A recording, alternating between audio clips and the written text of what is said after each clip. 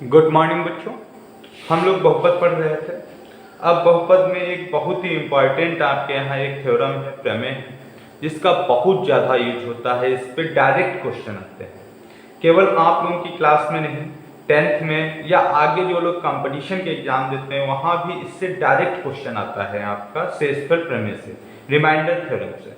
तो ये प्रमेय हमारी क्या कहती है कि कोई भी पॉलिनोमियल है, कोई भी आपका बहुपद है, अगर उसको किसी x प्लस ए या x प्लस बी किसी से भी विभाजित किया जाता है, किसी भी नंबर से विभाजित किया जाता है, तो उसका जो शेषफल होगा वो उसमें उसके बराबर वैल्यू पुट करने पे, जैसे यहाँ पे एग्जाम मैंने एक डेफिनेशन लिखी हुई है कि px एक या इससे बड़ी घात का एक बहुपद है तथा a एक वास्तविक संख्या है, यदि px को x माइनस ए से विभाजित किया जाए तो शेषफल क्या हो जाएगा, pa।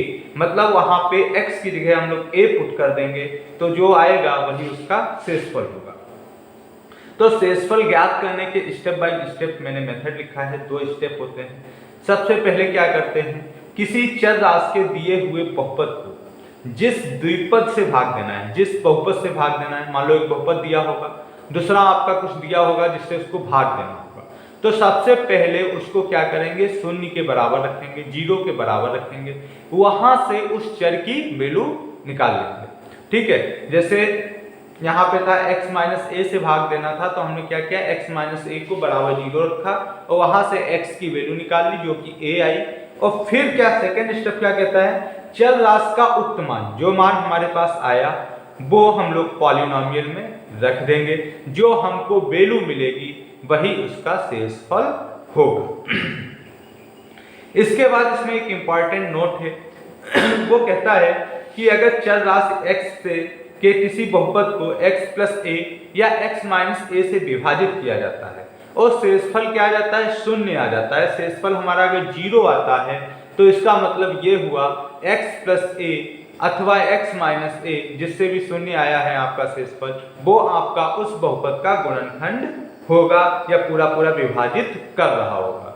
और अगर x प्लस ए अथवा x माइनस ए उसको पूर्णतः विभाजित कर रहा है, मतलब मान लो x प्लस ए से हम किसी बहुपद को भाग दे रहे हैं या x माइनस ए से किसी बहुपद को भाग दे रहे हैं और शेषफल हमको 0 मिल रहा है, तो इसका मतलब ये हुआ कि वो उसके गुणनखंड है, जैसा अभी लिखा है। और अगर ये उसके गुणनखंड हैं, हमें पता है x प्लस ए या x माइनस ए उसका गुणनखंड है, तो शेषफल क्या मिलेगा, 0 मिलेगा। तो आप यहाँ क्वेश्चन आता है कि चेक करो क्या ये इसको पूर्णतः विभाजित करता है या ये इसका गुणनखंड है।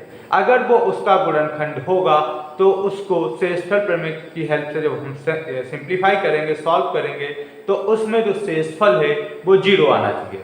अगर कोई भी फैक्टर उसका गुणनखंड, मतलब कोई भी दिया हुआ नंबर उसका गुणनखंड है, तो उसमें वो वैल्यू पुट करने पे उसकी वैल्यू 0 आनी चाहिए। इससे रिलेटेड क्वेश्चन देखते हैं, आपकी एक्सरसाइज में जो क्वेश्चन दिए हुए हैं।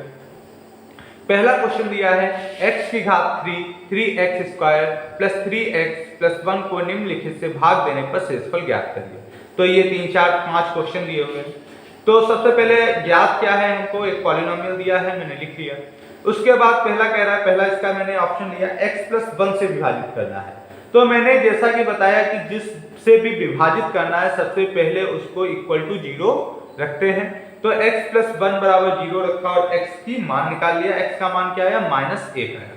फिर क्या हमने बताया था कि उस मान को पॉलिनोमियल में रख देंगे, तो x की जगह क्या रख देंगे, -1। तो ये -1 की घात 3 प्लस 3 गुणे -1 का स्क्वायर प्लस 3 गुणे -1 प्लस 1 शेषफल प्रमेय से।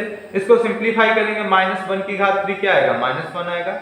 3 गुणे -1 का स्क्वायर 1 आ जाएगा, -3 गुणे -1 -3 प्लस 1। इसको सिंप्लीफाइड किया तो शेषफल क्या आया, 0 आया।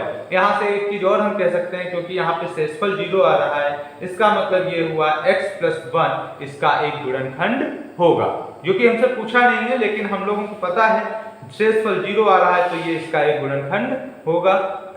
थर्ड वाला पॉइंट दिया है कि x, इसका मतलब क्या है, केवल x दिया है तो x बराबर 0 रखेंगे तो वैल्यू कितनी आ गई, 0 आ गई।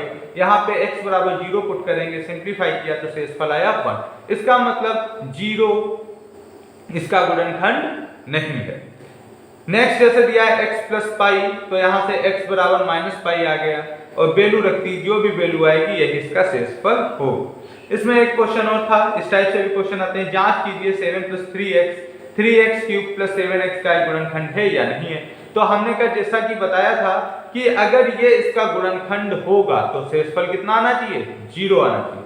तो हम जानते हैं यदि दिस 7 + 3x 3x³ + 7x का गुणनखंड होगा तो शेषफल क्या होना चाहिए, 0 होना चाहिए। तो भाई शेषफल निकालने के लिए क्या करते थे, शेषफल प्रमेय का यूज करेंगे। 7 + 3x = 0, तो x बराबर आया -7/3। शेषफल प्रमेय से हमने शेषफल निकाला जो कि 0 नहीं आ रहा है। इसका मतलब ये क्या हुआ कि ये इसका गुणनखंड नहीं है। इससे रिलेटेड क्वेश्चन आपकी एक्सरसाइज में दिए हुए हैं, उनको करने की कोशिश करो। उसके आगे हम लोग कल देखते हैं।